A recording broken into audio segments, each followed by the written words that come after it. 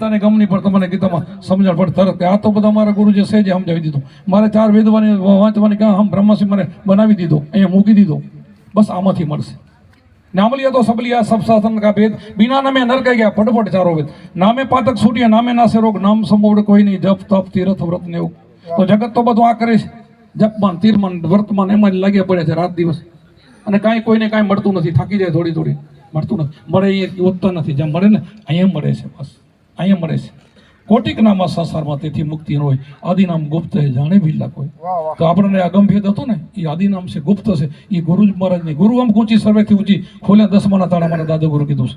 ગુરુગામ ઊંચી સર્વેથી ઊંચી, એનાથી ઊંચું કોઈ વસ્તુ જ નથી દુનિયાની અંદર, કોઈ ઊંચું વસ્તુ. ગુરુગામ ઊંચી સર્વેથી ઊંચી, ખોલ્યા 10માના તાળા, ખોલ્યા તારાના મટે અંધારા, અંતરમાં થયા અજવાળા. સદગુરુ માર્યા શબ્દના માણ, તનમાં વિધાના મારા પ્રાણ, પ્રાણ વિધિને જાગીને જોયું દર્શના મુરલીવાળા. આવું જે પહેલી કડી બોલ્યો ને એની કડી.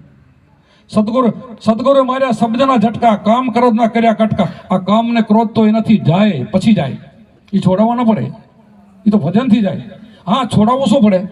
ખરાબ માણસ હોય તેને કંઈક માણસ થઈને આવો, જાતિ નહીં પહોંચવાની, માણસ થઈને આવો.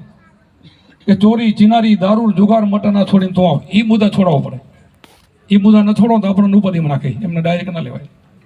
આટલા 5 મુદ્દા એને આપવા જોઈએ: ચોરી ચિનારી દારૂ જુગાર મટન.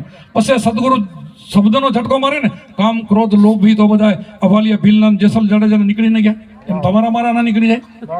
નીકળી જાય. એ તો આનાથી નીકળે. ભજન કરો તો નીકળે, એમને વાતેથી ના નીકળે. આપણે હું બોલો હું શુદ્ધાત્મા છું એમ બોલવાથી શુદ્ધાત્મા થઈ જવાય? હું ભગવાન છું એમ થઈ જાય? આપણે મજૂરી કરતા નો કરોડપતિ છું, કરોડપતિ આપણે થઈ જઈએ? ના થવાય. એટલા માટે આ રસ્તો એવો છે કે અપનાવો. તમે ગુરુના વચનમાં રહ્યો, હાલતા ચાલતા બેસતા ઉઠતા શ્વાસ એવું શ્વાસ અજંપા જાપ જપો. અજંપા જાપ જેવો કોઈ જાપ નથી. અજંપા જાપ સમજાવે ને એ સંત સાચો. અને પછી નિર્લેપ સંતો આપણા નિર્લેપ હોય.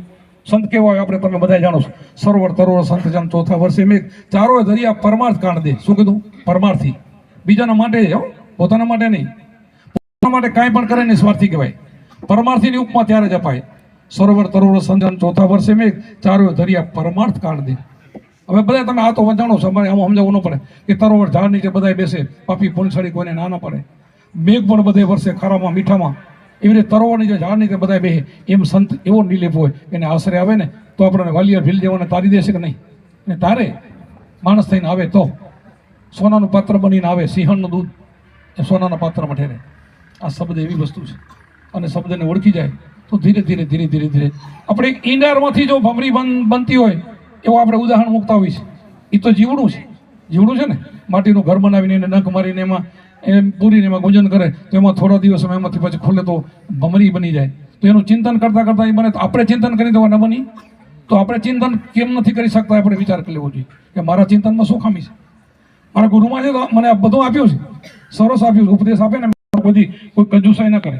બધા શિષ્યો સરખા જ હોય, પણ એક કેટલો બધો આગળ નીકળી જાય કે એને ઠેકડે બેઠો હોય, પંથના કાપે, એક આગળ નીકળી જાય. શું કામ? એ સમજીને એને ભજન કર્યું છે. એનું ચિત્તમાં લાગ્યું છે. ચિત્તની ચટકી લાગ્યા વગર રીજે નહીં ગલતા. એવી ચટકી લાગવી જોઈએ, આ શબ્દની ચટકી લાગવી જોઈએ. આ લાગી જાય અને પછી જુઓ જેના કામ થઈ ગયા બધાના થયા જગતમાં. આપણે કંઈક નરસિંહ મહેતાના 52 કામ કર્યા તો તમારા કેમ ના કરે? આ બધા સંતો આપણે જે થઈ ગયા એની બધે વાણી બોલી છે, એના પરચા નથી જવું પણ 50 એના